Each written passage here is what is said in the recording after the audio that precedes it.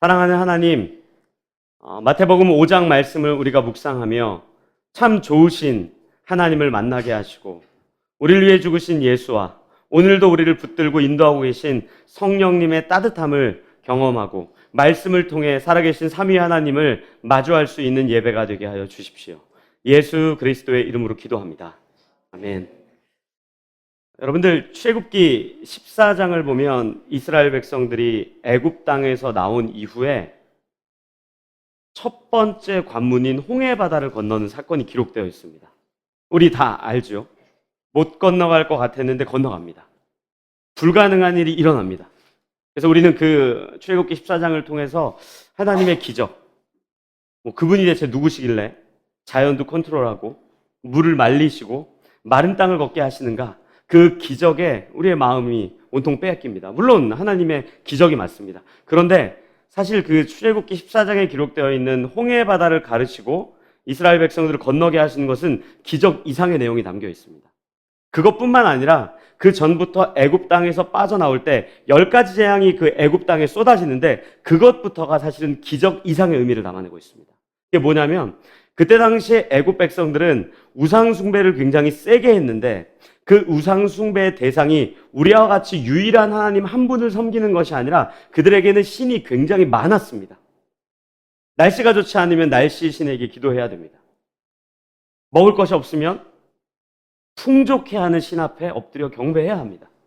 자녀가 생기지 않으면 다산의 신 앞에 구해야 하고, 그들의 어떤 문제가 생길 때마다 그 문제와 연관된 신들을 숭배하는 것이 이집트의 굉장히 일상적인 모습이었습니다. 그래서 사실 10가지 재앙을 하나님께서 이집트 땅에 막 쏟아 부으시는 것은 그때 당시에 숭배하고 있었던 이방 나라가 섬기고 있었던 한 명 한 명의 신들이 어떻게 무너지는지를 직접 보여주는 거예요. 첫 번째가 이런 거였잖아요. 나일강이 피바다가 된다. 근데 사실 애굽 백성이 굉장히 세게 섬겼던 우상 대상이 나일강 신이었습니다. 그 나일강 젖줄기가 끊기면 먹고 살 길이 없기 때문에 나일강 신에게 늘 기도합니다. 우리 먹고 살게 해주세요. 우리 굶지 않게 해주세요. 우리 살아 움직일 수 있게 물도 공급해 주시고 무역도 하게 해주시고 여러 가지 일들을 감당하게 해주세요라고 기도했는데 오히려 그 나일강이 피바다가 되면서 그때 당시에 애굽이 숭배했던 신이 오히려 그들에게 저주가 되는, 또 그들이 바알세불, 그게 파리의 신이라는 의미거든요. 개구리, 이떼, 이런 모든 것들, 하늘의 신, 이런 모든 것들이 오히려 애굽 땅에 재앙으로 임하는 것을 통해서 이스라엘의 하나님이 유일한 하나님이구나, 저들의 하나님이 진짜 하나님이구나, 이걸 보여주는 사건이었습니다. 그런데 이 홍해바다를 건넌 사건, 그 이후에 기록되어 있는 내용들도 사실은 단순하게 그냥 기적이 아니라 훨씬 더 큰 의미를 품고 있는데 제가 그 본문을 좀 읽어드리겠습니다. 출애굽기 14장입니다. 출애굽기 14장 10절부터 14절까지 잘 들어보십시오. 출애굽기 14장 10절부터 14절까지입니다. 바로가 가까이 올 때 이스라엘 자손이 눈을 들어본즉 애굽 사람들이 자기들 뒤에 이른지라. 이스라엘 자손이 심히 두려워하여 여호와께 부르짖고 그들이 또 모세에게 이르되 애굽에 매장지가 없어서 당신이 우리를 이끌어내어 이 광야에서 죽게 하느냐? 어찌하여 당신이 우리를 애굽에서 이끌어내어 우리에게 이같이 하느냐? 우리가 애굽에서 당신에게 이른 말이 이것이 아니냐? 이르기를 우리를 내버려 두라. 우리가 애굽 사람을 섬길 것이라 하지 아니하더냐? 애굽 사람을 섬기는 것이 광야에서 죽는 것보다 낫겠노라. 모세가 백성에게 이르되 너희는 두려워하지 말고 가만히 서서 여호와께서 오늘 너희를 위하여 행하시는 구원을 보라. 너희가 오늘 본 애굽 사람을 영원히 다시 보지 아니하리라. 여호와께서 너희를 위하여 싸우시리니 너희는 가만히 있을지니라. 아멘. 이스라엘 백성들이 애굽 백성들이 막 쫓아오고 앞에는 홍해바다가 있으니까 하나님을 원망하고 모세를 원망합니다. 왜 원망합니까? 간단한 거죠. 왜 우리 여기서 개죽음 당하게 합니까? 차라리 이집트에 있었더라면, 애굽에 있었더라면 우리가 비록 노예의 신분이긴 하지만 먹고 사는 문제에 있어서는 걱정 없었잖아요. 물론 고된 노동이긴 하지만 하루하루 살아가는 건 문제가 없었는데 여기 왔으니 내가 죽게 생겼습니다. 이 고백이거든요. 근데 그 고백으로만 그치지 않아요. 모세가 그 이야기를 듣고 뭐라 그럽니까? 13절, 14절이 모세가 한 이야기인데 공통적인 문장이 한 가지 들어가 있어요. 이거예요. 너희는 가만히 있어라. 가만히 서서 여호와께서 구원하는 걸 보아라, 이렇게 이야기하거든요. 우리는 이 본문을 딱 들을 때, 와, 드디어 하나님이 이제 홍해를 가르는구나. 왜요? 우리는 미래적인 시점에 살고 있잖아요. 어떻게 갈라졌는지 다 안단 말이에요. 근데 사실 이 이야기를 이스라엘 백성들이 들었을 때는요, 말도 안 되는 얘기예요. 가만히 서 있어라. 가만히 있어라. 왜 그런지 아십니까? 이집트에서 우상 숭배하는 걸 옆에서 보고 자라던 이 사람들에게는, 이스라엘 백성들에게는 우상을 숭배하거나 본인들이 믿는 신에게 무언가 원하는 걸 얻어낼 때 반드시 두 가지가 있어야 돼요. 첫째, 재물이 있어야 되고요. 둘째는 행동이 뒤따라와야 됩니다. 그래서 재물로 바치고, 내가 당신께 감동을 드렸으니 내가 원하는 거 들어주세요. 아니면은 내가 어떤 제사 의식들을 통해서 해야 되는데, 지금 뒤에는 애굽 백성들이 쫓아오고 있고 앞에는 홍해바다가 있으니 가진 것도 없고 할 수도 없는 그들에게 가만히 있으라, 이 말은요, 말이 안 되는 거예요. 이게 열왕기상 18장에도 기록되어 있습니다. 제가 여러분들에게 꽤 자주 말씀드렸던 본문인데요. 열왕기상 18장 18절에서 25절까지 잘 들어보십시오. 그가 대답하되 내가 이스라엘을 괴롭게 한 것이 아니냐? 당신과 당신의 아버지의 집이 괴롭게 하였으니 이는 여호와의 명령을 버렸고 당신이 바알들을 따랐습니다. 그런즉 사람을 보내 온 이스라엘과 이세벨의 상에서 먹는 바알의 선지자 450명과 아세라의 선지자 400명을 갈멜산으로 모아 내게로 나오게 하소서. 아합이 이에 이스라엘의 모든 자손에게로 사람을 보내 선지자들을 갈멜산으로 모으니라. 엘리야가 모든 백성에게 가까이 나아가 이르되 너희가 어느 때까지 둘 사이에서 머뭇하려느냐? 여호와가 만일 하나님이면 그를 따르고 바알이 만일 하나님이면 그를 따를지니라 하니 백성이 말 한마디도 대답하지 아니하는지라. 아멘. 거짓 선지자와 엘리야의 대결 장면이에요. 이 대결 장면의 중요한 이슈가 이거였습니다. 비가 너무 안 왔는데 우리 비가 내리는 신이 진짜 신인데 그 비가 내리는 신이 누구인지를 우리가 알아보기 위해 하늘에서 불을 떨어뜨리는 신이 진짜인 걸로 내기를 하자 이래요. 그래서 거짓 선지자들, 바알과 아세라 선지자들 어떻게 하는 줄 아세요? 재물을 잡고 각을 뜨고 그 위에 나무를 막 올려놓고 바짝 마르게 한 다음 불 내려달라 그래요. 근데 그냥 불 내려달라고 안 합니다. 뒷부분에 보면요, 26절도 읽어드릴게요. 이렇게 합니다. 그들이 받은 송아지를 가져다가 잡고 아침부터 낮까지 바알의 이름을 불러 이르되 바알이여 우리에게 응답하소서. 뭐라고 합니까? 아침부터 저녁까지 바알의 이름을 부르는 거예요.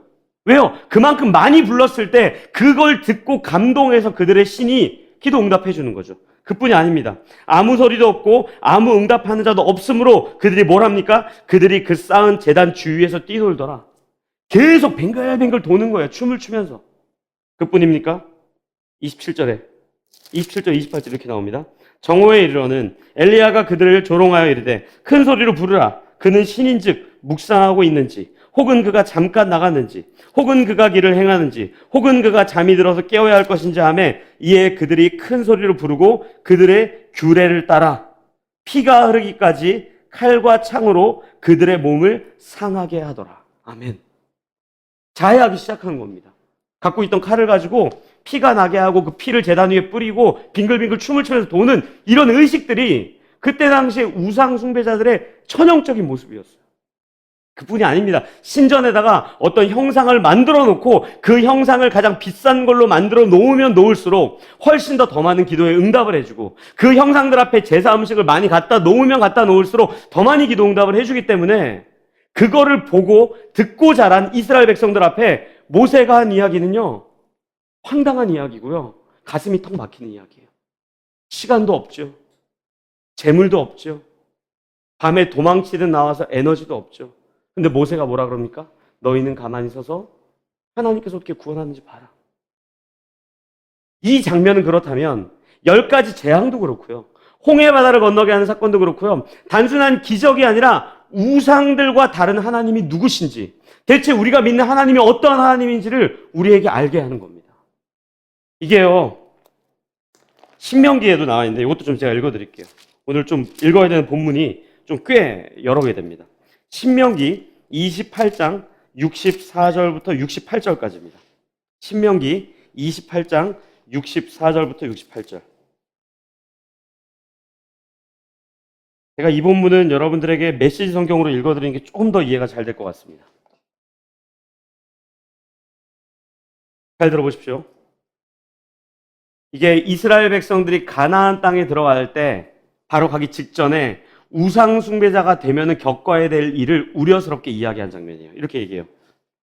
여러분은 다른 모든 신들, 곧 여러분과 여러분의 조상이 들어보지도 못한 신들, 나무나 돌로 만들어져 신이라고 할 수 없는 것들을 섬기게 될 것입니다. 여러분은 거기서 안식을 얻기는커녕 자리조차 잡지 못할 것입니다.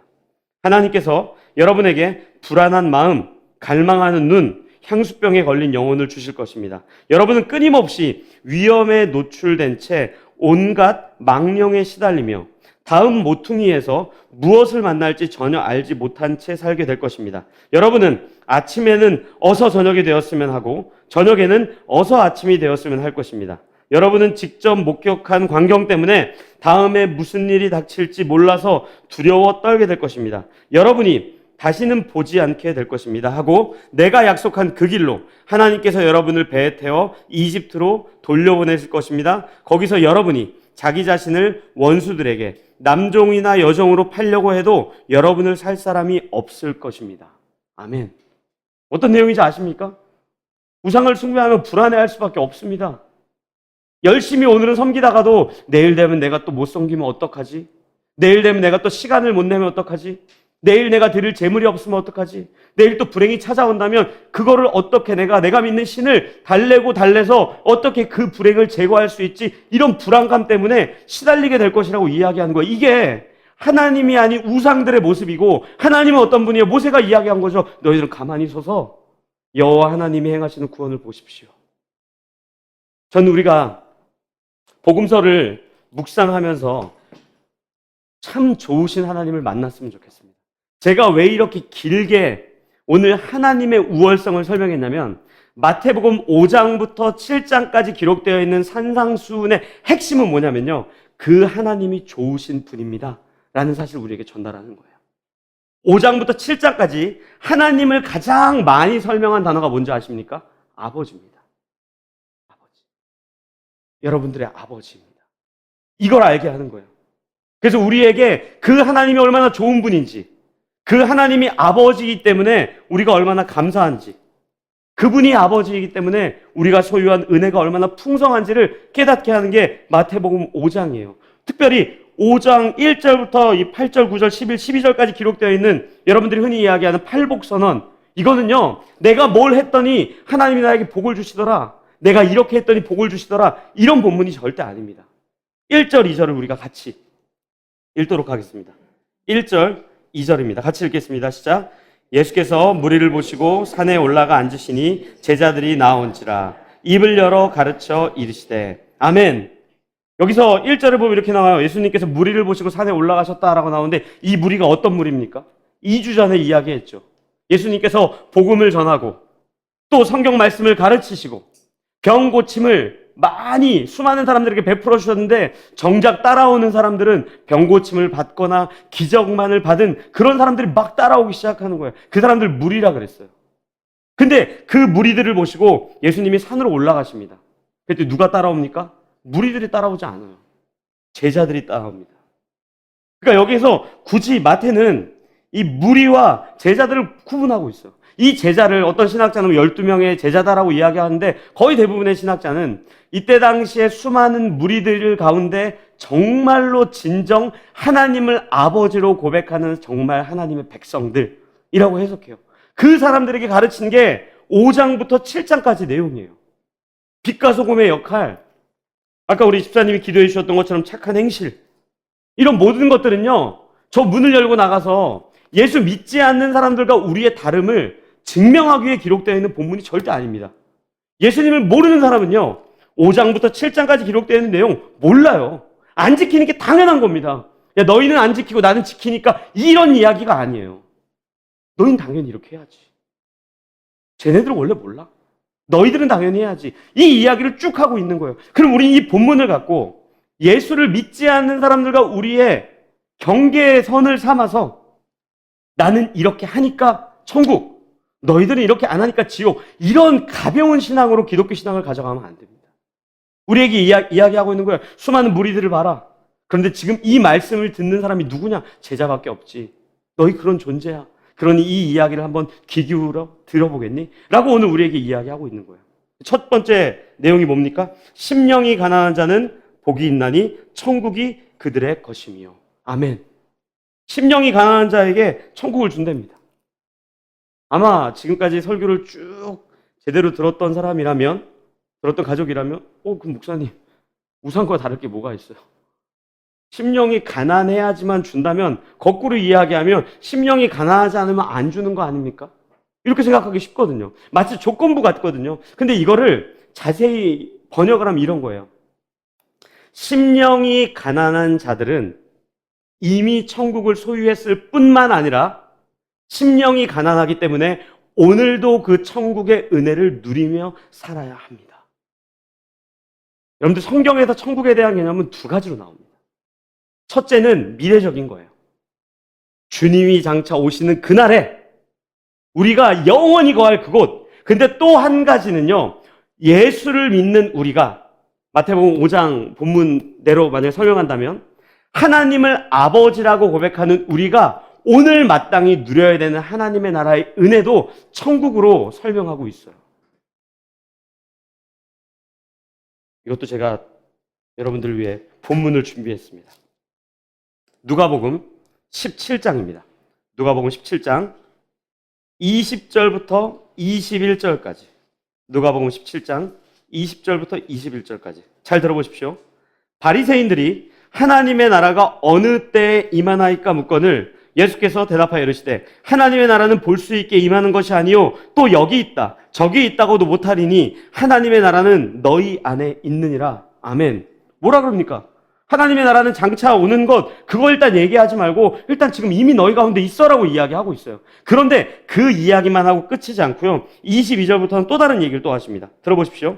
또 제자들에게 이르시되 때가 이르니 너희가 인자의 날 하루를 보고자 하되 보지 못하리라. 사람이 너희에게 말하되 보라 저기 있다 보라 여기 있다 하리라. 그러나 너희는 가지도 말고 따르지도 말라. 번개가 하늘 아래 이쪽에서 번쩍이어 하늘 아래 저쪽까지 비침같이 인자도 자기 날에 그러하리라. 아멘. 무슨 뜻입니까? 이미 너희 안에 있다라고 이야기하고 동시에 그러나 장차 또 임할 거다라고 이 두 가지 다 이야기하고 있는 거예요. 그렇다면 우리는 성경에 기록된 하나님의 나라, 천국에 대한 개념을 이해할 때 장차 우리가 가게 될 그 나라뿐만 아니라 오늘 우리가 살고 있는 현실 속에서 그 하나님 나라의 은혜와 그 하나님 나라의 어떠하심을 충분히 누려야 되는데 마태는 그걸 왜 못 누린다 그래요? 심령이 가난하지 않기 때문이라고 이야기하고 있는 거예요. 누려야 하는데. 그냥 가난이다 그러면 되게 좋을 텐데 저도. 맨날 누릴 거 아니에요. 근데 심령이 가난하다 그러니까 이게 대체 이제 모르는 거예요. 이게 심령이 가난하다는 의미가 뭐지? 심령이 가난한 게 뭐지? 이거를요, 유진 피터스 목사님이 이렇게 표현했습니다. 벼랑 끝에 서 있는 자들. 벼랑 끝에 서 있는 자들. 벼랑 끝에 서 있는 그 자들이 심령이 가난한 겁니다. 그 벼랑 끝에 서 있는 자를 가장 잘 설명한 인물이 전 다윗이라고 생각해요. 여러분들 다윗이요, 사무엘하 5장의 왕이 되거든요. 이스라엘에. 그 왕이 된 이후에 말도 안 되는 성공을 맛봅니다. 전쟁만 하면 다 이겨요. 사무엘하 읽다 보면요, 동서남북, 블레셋, 암몬, 모압, 별의별 나라가 다 나오는데 다 이겨요. 근데 그 이기는 걸로만 또 끝이지 않고요, 빼앗겼던, 그러니까 잠시 멀어졌던 하나님의 말씀이 담긴 언약궤를 성전으로 또 갖다 놓기까지 해요. 그러니까 전쟁에서만 승리하는 것도 아니고 하나님의 말씀을 또 가까이 해요. 그뿐입니까? 사무엘하 9장인 걸로 제가 알고 있는데, 이 자기를 죽이려고 했던 사울 왕의 가족이 딱 한 명 남았대요, 성경 본문에. 그게 누구냐면 무비보셋이라고 하는 사람입니다. 그러니까 이 사람은 자신이 원수 같았던 사울의 가족이고, 그리고 이 사울의 가족들은 다윗이 왕된 걸 가지고 이를 갈았었어요. 근데 이 무비보셋을 본인이 거주하는 집으로 불러들여서 같이 음식을 먹고 같이 함께 교제를 나눕니다. 심지어 무비보셋은 성경에 두 다리를 모두 저는 자 이렇게 설명되어 있어요. 보세요. 다윗을 생각해 보세요. 전쟁 잘하죠. 하나님 말씀 가까이 하죠. 덕도 있죠. 지, 덕, 체. 이 모든 걸 겸비한 자예요. 근데 그랬을 때 어떤 일이 일어난 줄 아십니까? 잘 나가면 좋은데, 승승장구하면 좋은데, 그때 바로 일어난 사건이 우리아의 아내 밧세바를 성추행한 사건이에요. 그 성추행한 이후에 나단 선지자의 이야기를 듣고 고백한 시편이 51편입니다. 그걸 제가 여러분들에게 읽어드리겠습니다. 몇 구절만 여러분들에게 읽어드릴게요. 8절에 이렇게 기록되어 있어요. 내게 즐겁고 기쁜 소리를 들려주시사 주께서 꺾으신 뼈들도 즐거워하게 하소서. 10절에 이렇게 나와 있어요. 하나님이여 내 속에 정한 마음을 창조하시고 내 안에 정직한 영을 새롭게 하소서. 12절에 이렇게 기록되어 있습니다. 주의 구원의 즐거움을 내게 회복시켜 주시고 자원하는 심령을 주사 나를 붙드소서. 15절에 이렇게 기록되어 있어요. 주여 내 입술을 열어주소서. 내 입이 주를 찬송하여 전파하리이다. 아멘. 이 고백을 다윗이 합니다. 심령이 가난하다는 것은요, 그런 거예요. 우리 인생 속에 내가 얼마나 심각한 죄인인지 알고 벼랑 끝에 서 있고, 아니 벼랑 끝에서 떨어지는 것 같을 때 그럼에도 불구하고 나에게 다시 한번 큰 오른팔을 내미셔서 나를 구원해내시고 나를 보호하시고 나를 위로하시고 나에게 은혜를 베푸시는 그 하나님의 은혜를 누리려면요, 우리가 얼마나 심각한 죄인인지를 깨달아야 돼요. 지 덕체가 겸비한 다윗이 그 기쁨이 없었대요. 그런데 본인이 범죄를 하고 보니, 엎어져 보니, 넘어져 보니, 벼랑 끝에 서 보니 진심을 다해서 나를 구원하신 그 하나님의 은혜가 무엇인지 발견했던 것처럼 우리가 살아갈 때 어떻게 오늘 우리의 삶 속에 하나님 나라를 누릴 수가 있겠습니까? 진짜 우리가 어떤 존재인지를 알아야죠. 지금 내가 갖고 있는 것, 내 소유, 나의 능력, 내 주위에 있는 사람들, 내 형편, 이 모든 것들이 단 한 번에 와르르 무너지는 그 상황 속에 하나님이 그럼에도 불구하고 나에게 손을 내미시는 그 은혜를 우리는 발견할 수 있어야죠. 그런 부분에서는요, 정말 죄송하지만요, 지금 초등학생들 있죠? 그 아이들이요, 훨씬 더 천국의 은혜를 잘 발견해요. 왜 그런지 아세요? 재밌습니다, 이 아이들이. 코로나를 직접 겪으니까요, 어떤 마음이 있는 줄 아세요? 오늘이 전부야 라고 생각을 하면서 내일 어떤 일이 생길지 몰라라는 마음이 그들에게 있어요. 갑자기 학교 못 가게 됐거든요. 뉴스에서 막 사람 몇 명 사망 이런 걸 막 접했거든요. 그러니까 이 친구들이 예수를 믿어서가 아니라 내일에 대한 소망이 많이 없더라고요. 현재가 제일 중요한 거예요. 그래서 방탕하게 사는 게 또 있긴 하지만 그럼에도 불구하고 내일에 대한 불안감이 그들 가운데 항상 있는 거예요. 전 여러분들에게 그런 불안감을 이야기하는 게 아니라 진짜 인간의 죄인됨을, 내가 하나님의 그 오른팔의 권능으로 나를 붙들어 주시지 않는다면, 나를 이끌어 주시지 않는다면 여전히 나는 죄인이고 또 죄인이고 앞으로도 영원히 죄인일 텐데, 그때 구원하실 그 하나님의 은혜, 그것만이 나에게 소망이라는 것을 우리가 알지 못한다면 우리는 오늘 우리의 손을 붙잡아 주시고 우리를 위로하시고 우리를 안아주시는 그 하나님의 은혜를 경험할 수 없을 겁니다. 근데 그것이 마태는 굉장히 비참한 상태이고, 또한 그것을 누려야지만 우리가 하나님의 나라를 오늘 살아갈 수 있는 믿음이라고 이야기하는 거예요. 제가 더 놀라운 이야기 해드릴까요? 4절, 5절, 6절에 기록되는 내용 있죠? 말만 다르지 똑같은 내용이에요. 여러분들 애통해 하셔야 됩니다. 그랬을 때 진짜 하나님이 주시는, 하나님이 허락하신 위로가 무엇인지 알 것입니다. 근데 만약에 애통해 하지 않으면요, 그 위로가 뭔지 몰라요. 이 얘기하고 있는 거예요. 5절에는 또 이렇게 나와요. 온유한 자는. 여러분들 이 온유가 성품인 것 같죠? 아닙니다. 왜 제가 아닙니다라고 말한 줄 아세요? 이거를 히브리어로 그대로 번역하면 아니에요, 아니. 근데 이게 어떤 거냐면 완전히 부도나서, 완전히 거덜나서 아무것도 없어서 핍박당하는 상태, 이렇게 설명해요. 그랬을 때 비로소 땅을 기업으로 받을 것이, 이렇게 얘기하는 거예요. 왜요? 유치한 비유를 한번 해볼까요? 천국의 천평보다 한남 더일이 좋사오니 천국의 만평보다 시그니엘이 더 좋사오니. 이게 우리의 마음 아닙니까? 온유는요, 완전히 우리의 모든 것을 다 빼앗기고 부도난 상태에서 아무것도 없기 때문에 나 어떡하지라는 그 탄식, 절망에 빠져있는 우리에게 내가 너에게 천국을 줄게. 그 은혜를 우리가 못 누리고 있다면 우리의 심령은요, 가난한 게 아니에요. 애통해하고 있는 게 아닙니다. 온유한 게 아닙니다. 의에 줄이고 목마른 자로 살고 있는 게 아니라고. 전 우리가 마태복음 5장을 이제 다음 주부터 쭉 더 자세히 살피게 될 텐데, 하나님이 누구신지, 그리고 그 하나님께서 우리에게 거저주신 은혜가 무엇인지, 우상들과 같이 빙글빙글 돌고 기도를 몇 시간 하고 헌금을 얼마 하고 봉사를 얼마 하고 해성기를 몇 번 다녀왔을 때 그때 비로소 우리에게 복을 주시는 분이 아니라, 모세가 이야기했던 것처럼 너희는 가만히 서서 여호와가 어떻게 구원하는지 봐라. 하나님의 나라가 얼마나 아름다운지 봐라. 하나님의 땅이 얼마나 기업으로 주는 게 아름다운지 봐라. 너희들에게 주는 위로가 얼마나 풍성한지 한번 봐라. 저는 그 하나님 앞에서 우리의 심령이 가난해지고 애통한 것이 무엇인지 발견하고, 온유가 무엇인지 다시 한번 발견하고, 의에 줄이고 목마른 것이 무엇인지 발견했을 때 진심을 다해 이 땅에서도 하나님의 나라를 누리고 또 누리는 그런 라이프교회 가족들이 됐으면 좋겠습니다.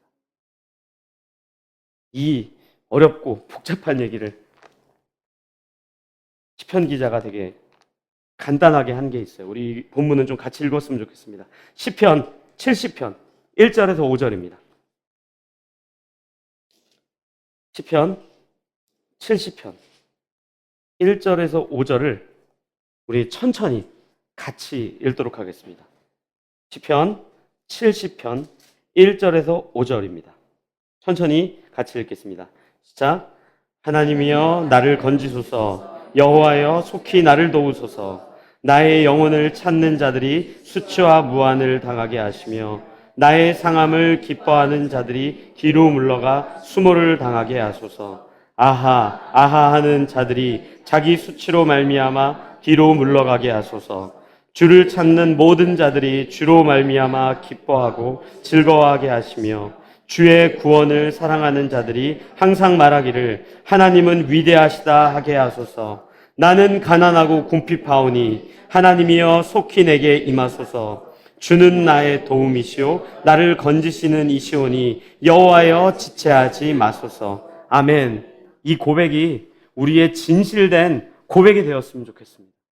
우리 사랑하는 라이프교회 가족들이 천국을 기다리는 백성들이 아니라 오늘 천국을 누리는, 그 은혜를 누리는, 심령이 가난한 우리에게 그 복을 전달해 주시고 애통해하는 우리에게 위로하시며 아무것도 없이 모든 것이 부도나서 나는 이제 도무지 살 길이 없습니다라고 고백한 우리에게 하나님의 땅 영원한 기업을 주시고, 의에 줄이고 목마른, 의라고는 찾아볼 수 없는 우리의 비참한 상태를 발견했을 때 그때 우리를 배불리 먹이시고 풍성히 채워주시는 그 은혜를 장차뿐 아니라 오늘도 누리고 풍성히 발견하는 라이프교회 가족들 되었으면 좋겠습니다. 우리 그렇게 같이 좀 기도했으면 좋겠어요. 우리 오늘은 한 가지만 기도했으면 좋겠는데, 우리 인간의 영적 가난함을 좀 깨닫게 해달라고 기도했으면 좋겠어요. 저는 저 스스로 순수한 실존주의자다 이렇게 고백하고 살아가는데, 제가 마태복음 묵상하면서 여러분들에게 이야기했죠. 떡 있어야 삽니다. 떡 없인 못 살아요. 밥 먹어야 살고요. 돈 있어야 월세 내고요. 휴대폰 값도 내고 카드 요금도 내고 자녀도 키우고 살아요. 근데 그런 가난이 아니라 진짜 죄인된 우리의 가난. 의로움을 찾아보고 싶은데 찾다가 너무 짜증나서 그 노트를 덮어버리는 우리의 가난. 이대로 인생이 끝난다면 정말 허무할 것 같은 데에 대한 그 허무함. 정말 다윗과 같이 범죄가 우리 앞에 늘 도사리고 있어서 그 앞에 넘어지고 또 넘어져서 도무지 하나님이 아니고서 살아갈 수 없는 그 가난함. 우리가 우상 숭배자라면 열심히 무언가를 하면서도 불안해하고 또 불안해할 텐데, 그런 것이 아니라 너희는 가만히 서서 하나님의 은혜를 보아라라고 이야기했던 그 은혜 앞에 있는 우리의 가난함. 그 가난함을 매일매일 기억하며 살게 해달라고 기도했으면 좋겠어요. 그랬을 때 우리가 살고 있는 현실이 바뀌진 않겠지만, 우리가 살고 있는 환경들이 크게 반전이 일어나진 않겠지만, 정말 천국에서 누리는 그 기쁨을 이 땅에서도 맛보면서 살아갈 수 있는 겁니다. 우리 그래서 그렇게 기도했으면 좋겠어요. 주님, 내가 그 영적 가난함을 날마다 고백하며 하나님의 은혜를 발견하는 성도 되게 해주십시오. 라이프계 가족 되게 해주십시오. 이 마음을 가지고 같이 간절한 마음으로 기도하도록 하겠습니다.